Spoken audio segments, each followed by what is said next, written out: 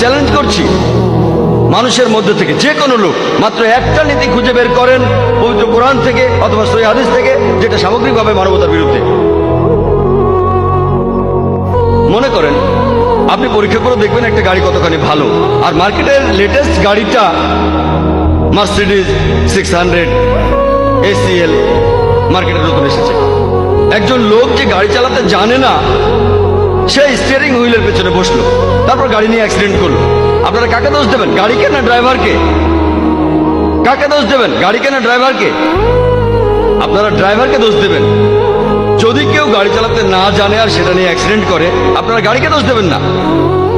যদি পরীক্ষা করতে চান গাড়িটা কতখানি ভালো, তখন গাড়িটার বৈশিষ্ট্যগুলো দেখতে হবে।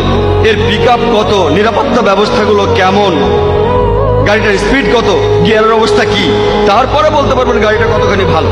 আর যদি গাড়িটা পরীক্ষা করে নিতে চান ভালো করে, তাহলে স্টিয়ারিং হুইলের পেছনে বসান একজন এক্সপার্ট ড্রাইভারকে। একইভাবে কোনো মুসলিমকে দিয়ে যদি দৃষ্টান্ত দিতে চান যে ইসলাম ধর্ম কতটা ভালো, এ ব্যাপারে সবচেয়ে সেরা দৃষ্টান্ত নবীজি মুহাম্মদ সাল্লাল্লাহু আলাইহি সাল্লাম।